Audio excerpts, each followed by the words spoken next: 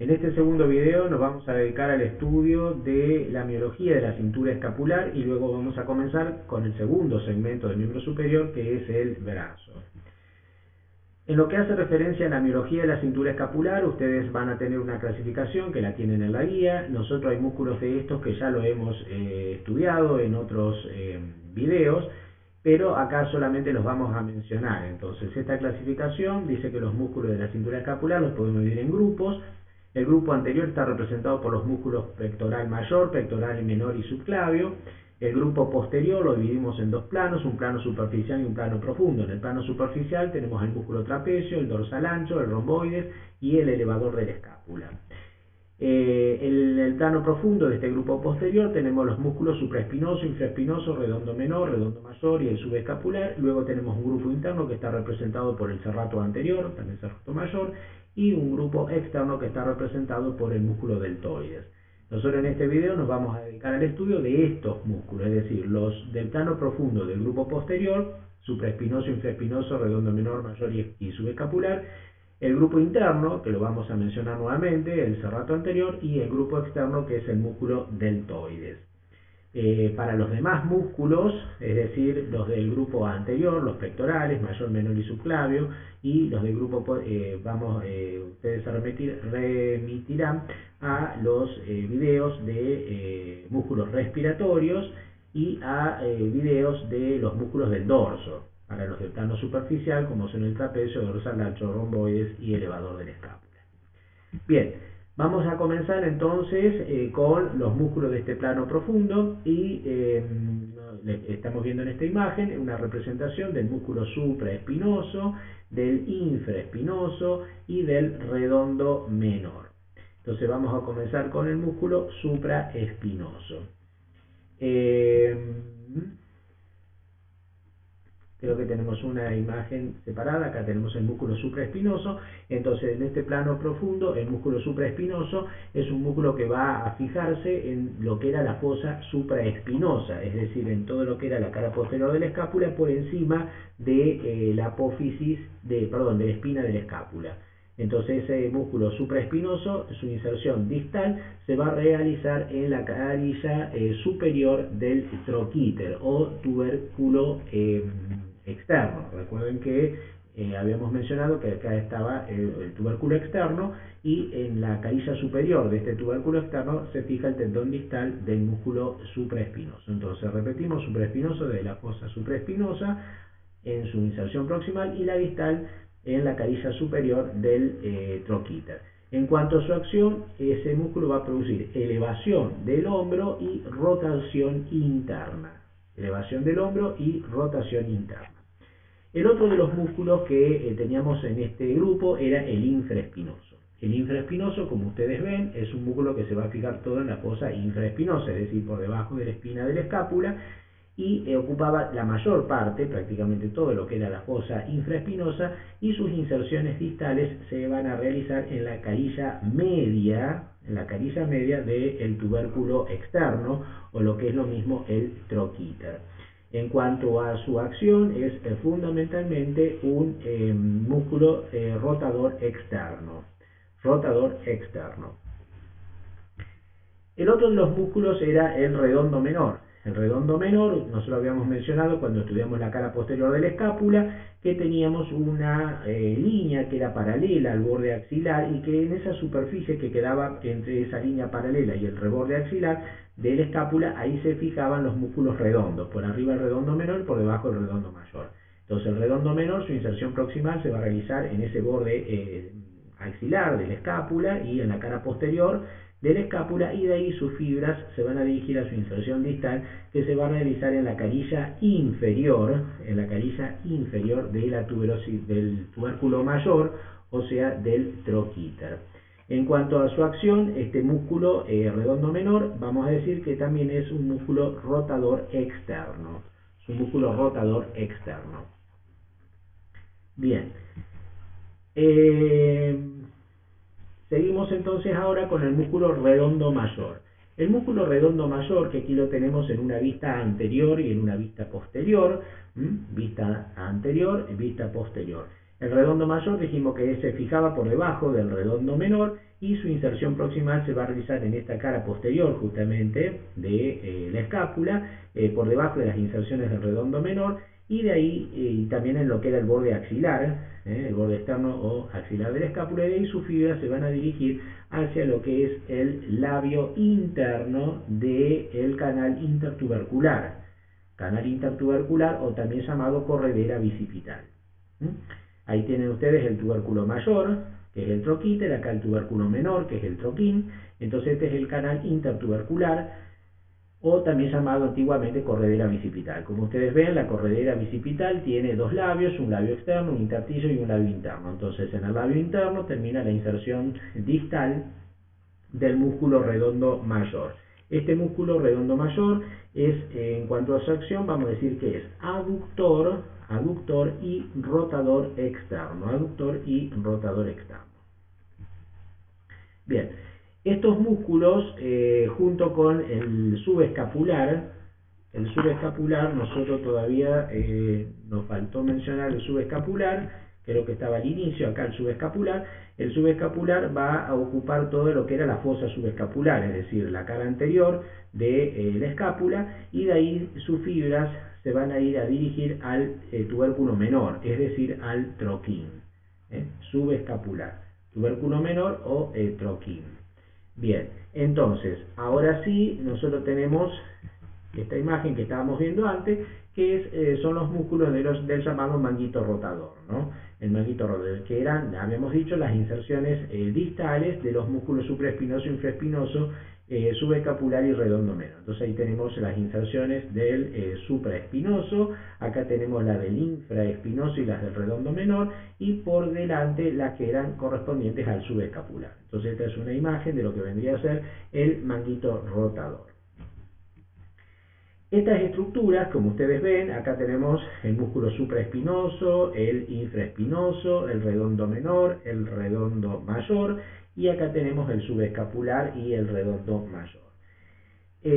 Haciendo hincapié en esta imagen que ustedes tienen a la derecha de la pantalla, van a ver de que aquí también se graficó un músculo de la región posterior, del compartimento posterior del brazo, que es el músculo tríceps, el tríceps braquial. Entonces, cuando estos músculos redondos, ahí tienen el redondo menor y acá por debajo el redondo mayor, estos van a formar una figura geométrica aquí en el hombro que se llama triángulo de los redondos. El triángulo de los redondos va a estar delimitado por arriba por el borde inferior del redondo menor, por debajo por el borde superior del redondo mayor y por fuera por la diáfisis del húmero. Entonces este es el triángulo de los redondos. Ese triángulo de los redondos va a estar separado por la inserción a nivel de la escápula de la porción larga del tríceps, que lo hace en la rugosidad o carilla subglenoidea o infraglenoidea de la escápula, que ya lo habíamos mencionado en el video anterior. Cuando va a hacer esa inserción, va a separar el triángulo de los redondos en distintas figuras. Una de las figuras es este triángulo pequeñito que queda acá por dentro, que es el triángulo escápulo-tricipital, o también llamado homotricipital, por el que va a pasar una arteria que es la arteria escapular inferior. Siempre en todas las figuras geométricas que nosotros vayamos viendo, tanto el miembro superior como el miembro inferior, siempre se le va a preguntar el continente, o sea, cómo está delimitado, y el contenido. En este caso, este triángulo estaría limitado hacia arriba por el redondo menor, hacia abajo por el redondo mayor y hacia afuera por la porción larga del tríceps. ¿Cuál es el contenido? La arteria escapular inferior. Luego se forman dos figuras más, que son el cuadrilátero húmero-tricipital y el triángulo húmero-tricipital. El cuadrilátero húmero-tricipital va a estar delimitado de la siguiente manera: por arriba por el redondo menor, por debajo por el redondo mayor, por dentro por la porción larga del tríceps y por fuera por la diáfisis del húmero. Ese cuadrilátero también recibe el nombre de cuadrilátero de Bell-Poe, además de cuadrilátero húmero-tricipital. Y por ahí va a pasar la arteria circunfleja y el nervio circunflejo. Y por último tenemos este triangulito, que es el triángulo húmero-tricipital, que va a estar delimitado de la siguiente manera: por arriba por el redondo mayor, por dentro por el tríceps, la porción larga del tríceps, y por fuera por la diáfisis del húmero. Este triángulo húmero-tricipital también se llama triángulo de Avelino-Gutiérrez, y por ahí va a pasar la arteria umeral profunda y el nervio radial. Umeral profunda y el nervio radial. Bien. Entonces con esto ya vimos un poquito todo lo que son los músculos de la cintura escapular del plano profundo, o sea, lo que era el grupo posterior plano profundo. Nos queda ahora ver el grupo externo, el grupo interno, que el grupo interno estaba constituido por el serrato, el músculo serrato anterior, o también llamado serrato mayor. Este músculo es un músculo ancho que se va a ubicar en todo lo que es la cara anterolateral del tórax. Ahí tenemos toda el tórax, esta es una imagen de disección cadavérica, y ahí lo tenemos ubicado todo en la cara anterolateral del tórax. Se encuentra por debajo, digamos, de lo que son los músculos pectorales, ¿no? Por debajo de los músculos pectorales. ¿Cuáles van a ser las inserciones? Bueno, las inserciones proximales se van a realizar en el borde anterior de la escápula. Recuerden que en el labio anterior del borde interno, labio anterior del borde interno o borde espinal de la escápula. De ahí el músculo se va a dirigir a sus inserciones distales, que se van a realizar en los arcos costales del primero al noveno aproximadamente. Entonces entre el primero y el noveno, arcos costales o costilla, cara externa, ¿no? Esa es, digamos, toda la línea de inserción distal del músculo serrato anterior o serrato mayor, como también se lo llamaba. En cuanto a sus acciones, bueno, va a depender si toma punto fijo en la escápula o punto fijo en las costillas. Cuando toma punto fijo en la escápula, se va a comportar como un músculo inspirador, ya que va a producir la elevación de las costillas. Y si toma punto fijo a nivel de las costillas, va a atraer la escápula hacia el tórax. La va a llevar hacia adelante y la va a fijar contra la pared torácica. Aquí lo tenemos de nuevo, al serrato anterior o serrato mayor. Ahí tenemos la escápula, entonces este viene su inserción proximal, es en el labio anterior del borde interno o borde espinal, y de ahí se dirige a su inserción distal, que es en la cara externa de los 9 o 10 primeros arcos costales o costillas, ¿no? Ahí tenemos, bien. Este músculo está inervado por el nervio de Bell, el nervio de Bell, que es un nervio que cuando produce la parálisis, se produce la parálisis de nervio, la escápula cae y se transforma en una alteración que ustedes a lo mejor van a poder ver alguna vez o escuchar, que se llama escápula alada. La escápula alada es generalmente por parálisis del nervio de Bell, que es de Charles Bell, ¿no? Que es el nervio que le da la inervación al músculo serrato anterior. El músculo serrato anterior. Bien, siguiendo ahora sí con el grupo externo de los músculos de esta cintura escapular, nos vamos a dedicar al estudio del músculo deltoides. El músculo deltoides es un músculo muy voluminoso, es uno de los músculos más voluminosos del sistema locomotor, y va a estar a la manera de una cápsula que va a estar rodeando la articulación escápulo-humeral, rodea todo lo que es la articulación escápulo-humeral, y va a formar el contorno del hombro, de lo que es la región del hombro, ¿no? En cuanto a sus inserciones, vamos a ver que se realiza a través de 3 grupos de fibras o de fascículos. Una parte se va a realizar lo que se llama las fibras claviculares, se va a realizar en la parte, en la mitad externa del borde anterior de la clavícula. Las otras fibras, que se llaman acromiales, se van a fijar justamente en el acromión de la escápula. Y por último, las fibras escapulares se van a fijar en el labio inferior del borde posterior de la espina de la escápula. De toda esta línea de inserción, que es una línea de inserción, como ustedes ven, cóncava, de concavidad interna, digamos, una línea curva de concavidad interna, de toda esta línea de inserción proximal, su inserción distal se va a realizar en el labio superior de la B deltoidea, que se encuentra en la diáfisis del húmero. Aquí lo tenemos esquemáticamente, entonces acá dicen 3 cabezas, o sea, los 3 grupos de fibras, las fibras claviculares, las fibras acromiales y las fibras deltoideas. Recuerden que las claviculares en el borde anterior, en la parte externa del borde anterior de la clavícula, las acromiales en el acromion y las deltoideas en el labio inferior del borde posterior de la espina de la escápula. De todas esta línea de inserción proximal se dirigen a su inserción distal a el labio superior de la B deltoidea. Labio superior de la B deltoidea. ¿Cuáles van a ser las acciones que van a tener? Bueno, este músculo va a depender de qué grupo de fibras se contrae. Cuando se contraen, por ejemplo, las claviculares, las fibras claviculares van a producir la flexión y la rotación interna de la cabeza del húmero, ¿no? Entonces, la flexión y la rotación interna. Flexión y rotación interna. Cuando se contraen las medias, en la zona media, o sea, lo que son las fibras acromiales, bien digo, se va a producir lo que es la abducción, es decir, el alejamiento del miembro superior del tronco, de la línea media, digamos, ¿no? Y cuando se contrae el grupo posterior, o sea, lo que eran las fibras, el grupo de fibras escapulares, se va a producir la rotación externa y la extensión. Rotación externa y extensión. Entonces esas son, digamos, las acciones. Va a depender del grupo de fibras del músculo deltoide que se contraigan. Sean las anteriores, las medias o el grupo de fibras posteriores. Bien, con eso entonces terminamos un poco lo que es la miología de la cintura escapular o del hombro, de la región del hombro, que era el primero de los segmentos del miembro superior. Ahora nos vamos a dedicar al estudio del segundo de los segmentos del miembro superior, que es el brazo. El brazo es el segmento entonces del miembro superior que va a estar, digamos, extendiéndose desde el borde inferior del pectoral mayor hasta la línea de flexión del codo. Tiene como esqueleto un solo hueso que es el húmero, que es el que estamos viendo nosotros ahora, ¿no? El húmero. El húmero pertenece a la categoría de los huesos largos.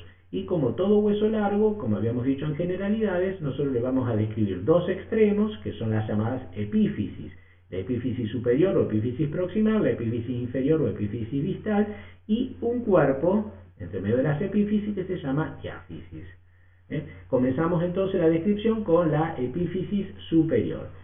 En la epífisis superior nosotros vamos a encontrar tres elementos fundamentales para describir, que son la cabeza articular, que como dijimos es una superficie convexa, lisa, recubierta de cartílago hialino, que representa un tercio de esfera, la cabeza articular, y esa cabeza articular se va a encontrar separada del tubérculo externo, o tuberosidad externa, o también llamada antiguamente troquíter, y del tubérculo interno, tuberosidad interna, que es el troquín, por el cuello anatómico, ¿no? Entonces el cuello anatómico separa la cabeza del tubérculo externo y del tubérculo interno, del troquíter y del troquín. Entre medio, recordemos, del troquíter y el troquín está este canal que es el surco o canal intertubercular, o también llamado corredera bicipital. Bien, los otros elementos entonces de esta epífisis superior, además de la cabeza articular, dijimos el cuello anatómico, y ahora nos quedan entonces hablar justamente de estos, del troquíter y del troquín. El troquíter o tubérculo externo del húmero es justamente una saliencia ósea que se encuentra ubicada por fuera justamente del troquín, y va a presentar tres carillas de inserción para músculos que ya los hemos visto en los músculos de la cintura escapular, como son el supraespinoso, el infraespinoso y el músculo redondo menor. En la carilla superior, recuerden que era el supraespinoso, en la media el infraespinoso y el inferior el redondo menor. El otro de los tubérculos es el tubérculo interno, el tubérculo menor, que es el troquín. En el troquín nosotros dijimos que se fijaba el músculo subescapular. Entre medios de estos dos tubérculos se encuentra el surco intertubercular o corredera bicipital, por el que va a pasar justamente el tendón de la porción larga del bíceps braquial, luego que ésta sale del interior de la cápsula de la articulación escápulo-humeral. Va por este canal intertubercular. Este canal intertubercular también se le consideran dos labios, un labio externo, un labio interno y un intersticio, donde se van a fijar músculos. En el labio externo recordamos que se fijaba la inserción distal del pectoral mayor, en el labio interno la inserción distal del redondo mayor, y también en parte de lo que es intersticio y labio interno se fija también el músculo, la inserción distal del músculo dorsal ancho. Bien, entonces esos son los elementos de la epífisis superior.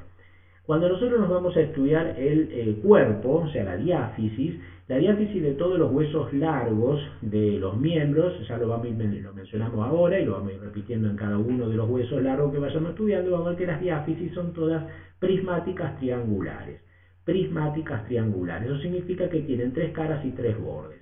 En el caso de la diáfisis del húmero, vamos a tener, como ven acá en este esquema, una diáfisis prismática triangular con 3 caras, de las cuales una va a ser la cara posterior y las otras 2 van a ser una cara anteroexterna y anterointerna, o anterolateral y anteromedial. Recuerden los sinónimos en terminología, que dijimos que lo externo era lateral y lo interno era medial también, ¿no? Entonces, cara posterior, la anterolateral o anteroexterna, y la anterointerna o anteromedial. Esas son las 3 caras de la diáfisis del húmero, que es prismática triangular. Y los bordes van a ser entonces un borde posterolateral o posteroexterno, un posteromedial o posterointerno y un borde anterior. ¿Qué es lo que vamos a encontrar entonces en esta diáfisis? Bueno, este hueso vamos a ver que tiene una torsión, es como si estuviera torcido sobre su eje retorcido, sobre su eje mayor, sobre su eje longitudinal, y es lo que va a formar lo que se denomina el canal de torsión del húmero o canal humeral. En este canal de torsión nosotros vamos a ver que pasan 2 elementos, que son la arteria humeral profunda y el nervio radial.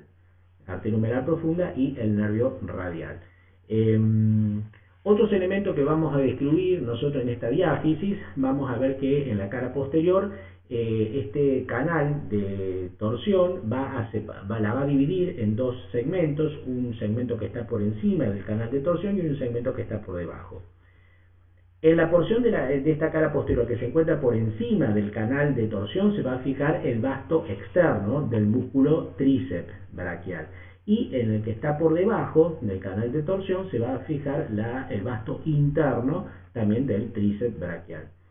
En la cara externa, nosotros o anteroexterna, digamos, o anterolateral de la diáfisis, vamos a encontrar en la zona media aproximadamente del hueso, vamos a encontrar un accidente óseo que se denomina B deltoidea. La B deltoidea es una B corta, B deltoidea, que va a presentar un labio superior y un labio inferior. En el labio superior se va a fijar el músculo deltoides, es decir, la inserción distal del músculo deltoides que vimos hace un rato.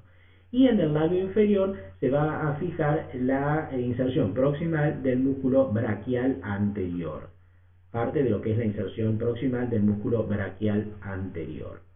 Bien, en la cara interna, en la anterointerna o anteromedial, aproximadamente también a nivel de la parte media, aproximadamente de la diáfisis, se encuentra el agujero nutricio del hueso, por el que ingresan los vasos que van a nutrir este hueso, y va a quedar dividida esta cara en 2 segmentos, uno por encima del agujero nutricio y otro por debajo del agujero nutricio.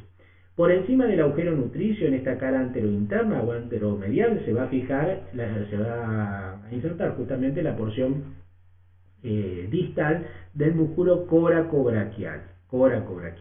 Y en la que se encuentra por debajo, en esta cara interna, por debajo del agujero nutricio, se va a fijar el músculo braquial anterior.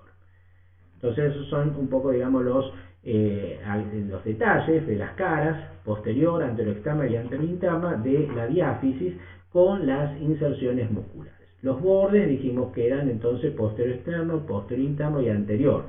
En estos bordes, sobre todo, mejor dicho, los bordes posteriores, lo que es el posterior-externo y posterior-interno, se van a fijar lo que se denominan tabiques intermusculares, que van a separar los compartimientos del brazo en un segmento anterior y un segmento posterior. Bien, si nos vamos al estudio ahora de la epífisis inferior, o sea, la epífisis distal del húmero, vamos a ver que presenta mayor cantidad de elementos para su descripción, y entre ellos los vamos a clasificar en 2 grandes grupos, que son superficies articulares y superficies no articulares. Dentro de las superficies articulares vamos a describir dos, que son la tróclea humeral y el cóndilo humeral. Entonces la tróclea y el cóndilo. Las trócleas, como ustedes ya conocen por generalidades, se componían de dos vertientes y una garganta. Y esta tróclea humeral va a ser una superficie articular que se va a relacionar con la cavidad sigmoidea mayor del cúbito, en una de las articulaciones que forman el complejo articular del codo. El cóndilo, que es una superficie articular también redondeada, elíptica, se va a corresponder con la cúpula del radio. Y está separada de la tróclea por un canal que es el llamado canal cóndilo-troclear. Entonces son las superficies articulares. En cuanto a las superficies no articulares, consideradas también dentro de estas superficies articulares, vamos a ver que por encima de la tróclea hay dos fosas. Una en la cara anterior y otra en la cara posterior, porque ahí tienen la tróclea, ¿no? Entonces acá la tróclea también. Entonces esta es una vista anterior y esta es una vista posterior. En la vista anterior acá tenemos la tróclea, por encima de la tróclea tenemos una fosa que se llama fosa coronoidea. ¿Para qué sirve? Para alojar a la apófisis coronoides del cúbito en el movimiento de flexión del antebrazo sobre el brazo. Y en la cara posterior tenemos otra fosa, que es la fosa olecraniana. ¿Para qué sirve? Para alojar al olecranon del cúbito también en el movimiento de extensión del antebrazo sobre el brazo. También sobre el cóndilo tenemos otra fosita, que es la fosita supracondilia, que sirve para fijar ahí o para que se aloje ahí parte del reborde de la cúpula del radio en el movimiento de flexión del antebrazo sobre el brazo. Entonces son todos los elementos articulares de esta epífisis distal. Y en cuanto a los elementos no articulares, nosotros vamos a tener que ver que tenemos una superficie que está por encima de la tróclea, que se llama epitróclea, y una que está por encima del cóndilo, que se llama epicóndilo. Con la terminología anatómica nueva, se llaman los dos epicóndilos. Vamos a tener el epicóndilo medial y el epicóndilo lateral. Entonces, si leen terminología nueva, será epicóndilo medial y epicóndilo lateral, o si no, epitróclea y epicóndilo. ¿Para qué sirven estos elementos que no son articulares? Sirven para fijar músculos, que van a ser en el caso de la epitróclea, los músculos llamados epitrocleares, que van a ser entonces el músculo palmar mayor, el palmar menor, el pronador redondo, el flexor común superficial de los dedos y el músculo cubital anterior. Esos son todos músculos del antebrazo y que comparten esta inserción proximal, y por eso se lo llama todo este conjunto de músculos epitrocleares. Y por el otro lado, en el epicóndilo se van a fijar los llamados músculos epicondilios, que también van a ser músculos del antebrazo que comparten esta inserción proximal, por eso se llaman todos músculos epicondilios. Y se van a fijar, como les digo, en este epicóndilo. Ahí van a tener los músculos cubital posterior, el anconio, el segundo radial externo, el extensor común de los dedos, el supinador corto, el extensor propio del meñique. Esos son los músculos llamados epicondilios y pertenecen a los músculos del antebrazo, como les digo, pero que tienen esta inserción proximal en común, que se realiza en el epicóndilo. Bien, vamos entonces a ver ahora la miología de este segmento, que es el brazo. Esto es anatomía de superficie, ustedes ya conocen, este músculo que viene por delante es el músculo pectoral mayor, este es el músculo deltoides, que ustedes lo vimos recién, que daba la forma redondeada al hombro, y ahora vamos a estudiar los músculos del brazo, es decir, por debajo del borde inferior del pectoral mayor y hasta la hasta la zona de flexión del codo, ¿no? Esto es todo el brazo. Vamos a estudiar los músculos del compartimento anterior y del compartimento posterior.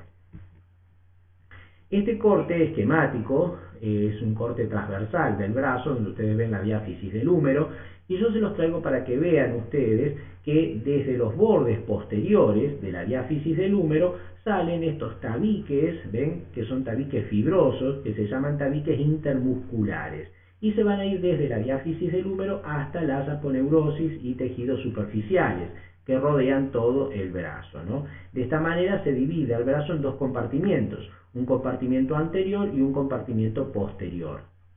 Entonces vuelvo a repetir, la diáfisis del húmero, de los bordes posteriores, del póstero medial y del póstero lateral, van a salir estos tabiques fibrosos, todo a lo largo por supuesto de la diáfisis, y esos tabiques fibrosos se van a ir hasta los tejidos superficiales, hasta las aponeurosis superficiales que rodean todo el brazo. De esa manera queda separado en dos compartimientos el brazo, un compartimiento anterior, que está de estos tabiques hacia adelante, y un compartimento posterior de estos tabiques intermusculares hacia atrás. Cuando nosotros vemos, ya que ahora tenemos esa división en compartimientos anterior y posterior, vamos a ver de que en el compartimiento anterior van a haber tres músculos que de la superficie a la profundidad van a ser el músculo bíceps braquial, el coracobraquial y el braquial anterior. El que estamos viendo ahora en imagen es el músculo bíceps braquial. Como su nombre lo indica, bíceps es porque tiene dos cabezas musculares o dos porciones, una porción corta y una porción larga. ¿Cuáles van a ser las inserciones proximales? La inserción proximal de la porción larga, ustedes ya la conocen, ya la hemos visto muchas veces, se daba en la carilla supraglenoidea de la escápula o rugosidad supraglenoidea de la escápula. Ahí se insertaba el tendón de la porción larga del bíceps braquial. Luego ingresaba a la articulación escapulohumeral, recuerdan que pasaba por dentro de la articulación, y cuando salía de la cápsula de la articulación escapulohumeral se alojaba en el canal intertubercular del húmero, o lo que era lo mismo la corredera bicipital, para luego continuarse con el cuerpo muscular. La porción corta se va a fijar en la apófisis coracoides, de la escápula, y de ahí se va a dirigir hacia abajo para continuarse luego con el cuerpo del músculo. Entonces, porción corta y porción larga. Y las inserciones distales se van a realizar en lo que era la tuberosidad, lo que vamos a ver más adelante como tuberosidad bicipital del radio. Entonces, ese es el tendón distal, tuberosidad bicipital del radio. En cuanto a las relaciones de este músculo, recordemos que este es el músculo más superficial de los músculos del grupo anterior o de la región anterior del brazo, y en cuanto a sus relaciones vamos a ver que en sus inicios, en la parte superior, las dos porciones van a estar relacionadas con el músculo deltoides, que lo va a estar cubriendo, y con el músculo pectoral mayor. O sea, tanto el pectoral mayor como el deltoides van a ir a cubrir estas inserciones proximales del músculo bíceps braquial. Otra relación importante que vamos a ver que tiene este músculo va a ser con venas del sistema venoso superficial del miembro superior, como son la vena cefálica y la vena basílica. Ya lo vamos a desarrollar en el sistema vascular del miembro superior. Y también, siguiendo su borde interno, especialmente lo que es el borde interno del músculo bíceps, vamos a encontrarnos que está la arteria braquial, o también llamada arteria humeral, con sus dos venas satélites, y el nervio mediano, todo lo cual constituye el paquete vasculonervioso del brazo. Entonces, la arteria humeral o arteria braquial con sus dos venas satélites y el nervio mediano. Todo eso por el borde interno del músculo bíceps. En cuanto a las acciones de este músculo, vamos a ver de que produce es el músculo agonista para la flexión del antebrazo sobre el brazo, y también produce la flexión del brazo sobre la cintura escapular. Digamos, esas son dos de las principales funciones que realiza este músculo bíceps braquial. Bien. El otro de los músculos que habíamos dicho nosotros que teníamos era el músculo coracobraquial. El coracobraquial, como ustedes lo ven ahí, es un músculo que se va a extender, su inserción proximal se va a realizar en la apófisis coracoides de la escápula, y de ahí sus fibras se van a dirigir a su inserción distal, que se va a realizar aproximadamente en la zona media de la cara anteromedial o anterointerna de la diáfisis del húmero. Pero recuerden que era aproximadamente en la zona media, o sea, lo que era por encima del agujero nutricio, habíamos dicho, ¿no? Ese es el músculo coracobraquial. En cuanto a sus acciones, vamos a ver que es un músculo flexor y rotador interno de la articulación escapulohumeral. Flexor y rotador interno de la articulación escapulohumeral. Ahí lo tenemos, estamos representando el coracobraquial ahí arriba. El coracobraquial viene de la coracoides junto con la porción corta del bíceps. Saben hacer un tendón único, también lo van a leer a lo mejor en los libros, que se llama coracobíceps, ¿no? El coracobíceps es un tendón en común que está representando las inserciones proximales de la porción corta del bíceps y del músculo coracobraquial. En la coracoides, recuerden que también se fijaba el otro músculo, que es el pectoral menor, ¿no? Que es el que está representado aquí, ¿no? Desde la tercera, cuarta y quinta costillas hacia la apófisis coracoides. Bien, el otro de los músculos entonces que teníamos que ver en este compartimiento era el músculo braquial anterior. Músculo braquial anterior. Acá lo tenemos solito, músculo braquial anterior. Este músculo braquial anterior va a tener como inserciones proximales se va a insertar yendo de afuera hacia adentro, va a ser en el labio inferior de la B deltoidea, en el tabique intermuscular externo, en el tabique intermuscular interno y en la cara interna, o sea, anteromedial de la diáfisis del húmero.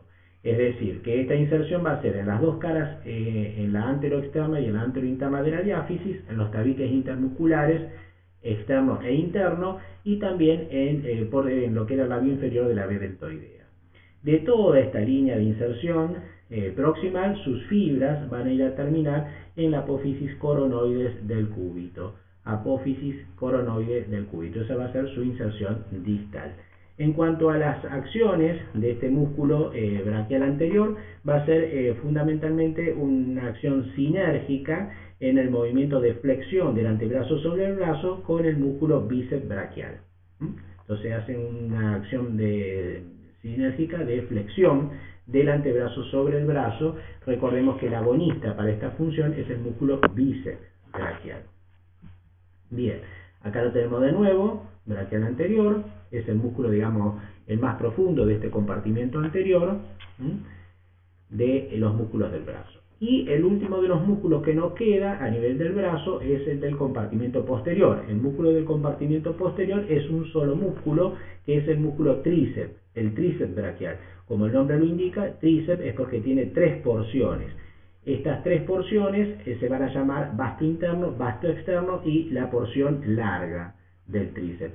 Estas tres porciones tienen inserciones proximales distintas, pero comparten la misma inserción distal. En cuanto a las inserciones proximales, vamos a ver primero la porción larga. La porción larga del tríceps ya habíamos mencionado antes cuando vimos el triángulo de los redondos, que se iba a fijar en la canilla subglenoidea o infraglenoidea de la escápula. Era una rugosidad que ustedes saben que se encontraba por debajo de la cavidad glenoidea. Entonces ahí se fija la porción larga del tríceps. En cuanto a los vastos, también ya lo habíamos mencionado cuando estudiamos la diáfisis del húmero, teníamos el vasto externo que se fijaba en la cara posterior de la diáfisis del húmero, por encima del canal de torsión, y también lo va a hacer en el tabique intermuscular externo. Entonces tabique intermuscular externo y cara posterior de la diáfisis humeral, pero por encima del canal de torsión. Y en cuanto al vasto interno, lo va a hacer en la cara posterior de la diáfisis del húmero, por debajo del canal de torsión, y también en el tabique intermuscular interno. De todas estas líneas de inserciones proximales de las tres porciones, van a terminar en un único tendón distal que va a corresponder a la cara posterior del olecranon del cúbito. Cara posterior del olecranon del cúbito, ahí es donde se realiza la inserción distal. En cuanto a las acciones, la principal acción que tiene este músculo es la de ser extensor, o sea, es un músculo antagónico al bíceps, es la de ser extensor del antebrazo sobre el brazo. Extensor del antebrazo sobre el brazo. Esa es la función principal del músculo tríceps. Bien, acá lo tenemos de nuevo, con las distintas porciones, la porción larga, el vasto externo, el vasto interno, porción externa, porción interna, y acá lo están representando en parte de lo que era el triángulo de los redondos, ¿no? Donde fijábamos el redondo menor, el redondo mayor y la porción larga, para formar esas figuras que habíamos estado viendo hace un ratito, ¿no? Bueno, con esto terminamos entonces este segmento del estudio del miembro superior que corresponde al brazo, en lo que es la osteología y la miología.